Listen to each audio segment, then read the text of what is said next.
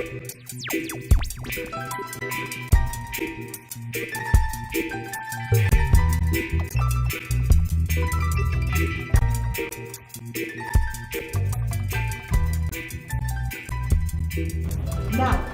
we have another category of youth who they're born and living with HIV, and they are over 15. They already engaged in sex. Like I said, there is the topics or there is the issue of the reproductive health, but then they don't know the options which are there in terms of like the out of school. These out of school youths actually.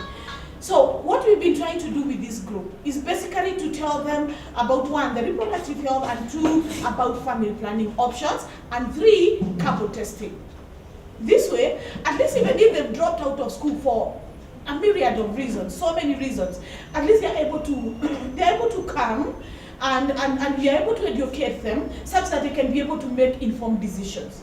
So, like delaying early pregnancies or unwanted pregnancies, because this will now even complicate the issue of their HIV treatment even further.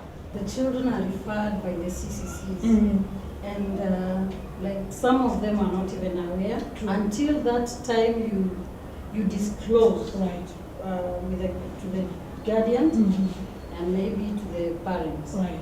So what happens to these children, because they are supposed to be on treatment, and if you put me on treatment, I have to know the reason why I'll keep on taking medication every day of my life. So what happens? Because you have to put them on medication. You see, that's exactly why they are referred to us in the first place. They actually referred to us on the basis of non-adherence. Okay?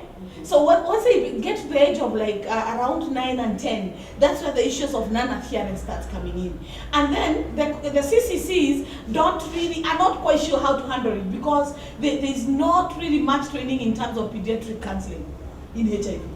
So for them, they know there's this bunch of counselors somewhere, or there's this CBO dealing with these children. So if it's them who is going to kind of help them in the disclosure, because for them they are not equipped. So what happens is that when the small ones come during the play therapy, we are not just playing. We are actually playing out the HIV status. And why medicine is good, and how we feel when we don't take our medicine, and why we should. So we actually start working on their adherence.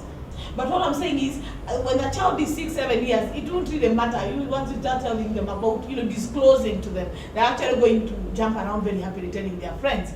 So, but you find that again when they graduate from the age of around 6, 7 to 8, around 9, they become more inquisitive.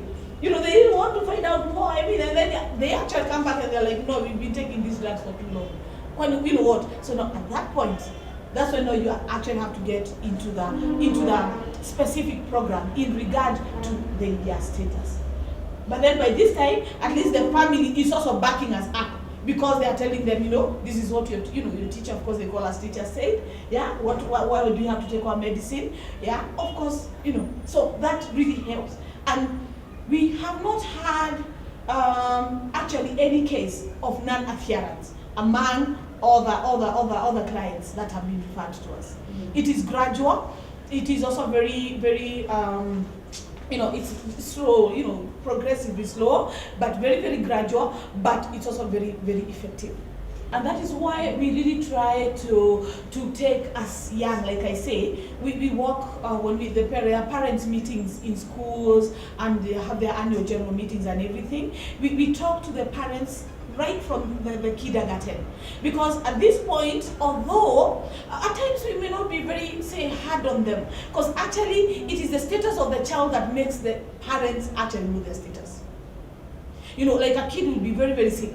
Maybe he or she is 6 or 7, and until it gets to a point that the doctor, whoever is seeing the child, decides, no, I need to test this child for HIV, and from there, that's the onset whereby now the parents' also status also becomes disclosed. So you're actually dealing now again with a family issue here. But in regard to her question, we have had very many cases like that. And for us, like I was saying, when they're about 8 to 9, the kids are a bit flexible. When they are 6, they're just playful. When they are 6, 7, 8, and 9, they are a bit flexible. So we work more. That is when we capitalize on family therapy, because there's a lot of crisis intervention to be done. Like I said, there's a lot of venting to be done, and then from there we do a lot of family follow-ups to make sure that any issues that are rising, and more often than not it comes out very successfully.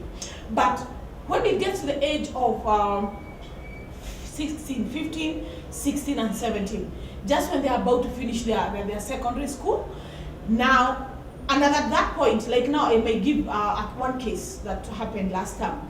There's a parent that I've known for a very long time, but outside this circle, and I knew the children. She has 4 children, and it just happened that for some reason, the firstborn got to a certain point and he just stopped growing.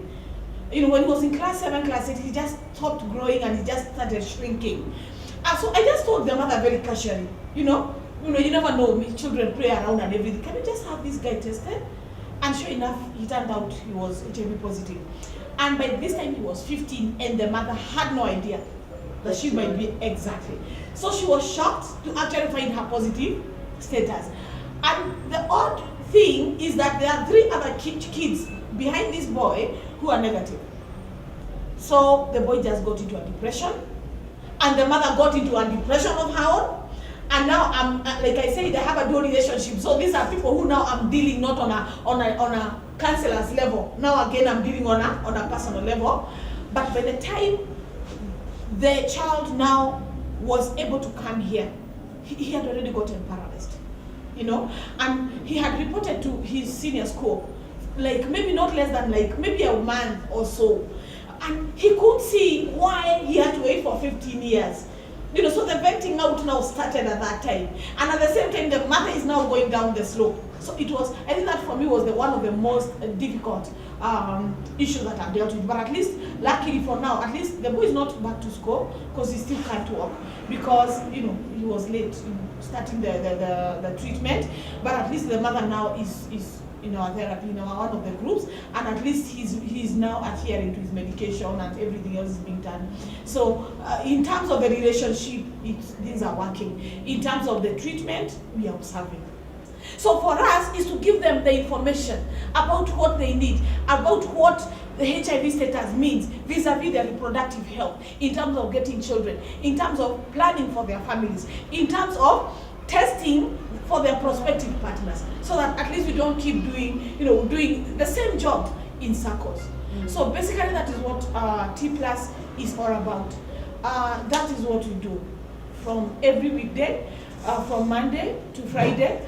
We have different support groups, that come in now, the parents. Actually, the CBO members are the clients. Let me put it that way. So we try to give them as much information as possible, and then we also empower them by introducing them to income generating activities, like the ones you can see over here. This one belong to a particular group, and so they make some of these things, and then others we introduce them to microfinancing institutions like Faulu, K-Rep, Kenya Women, and there they are. We have about 60 groups right now which are meeting under our umbrella, and these mothers or these parents basically they have been the ones who have been sustaining their own program because they own it.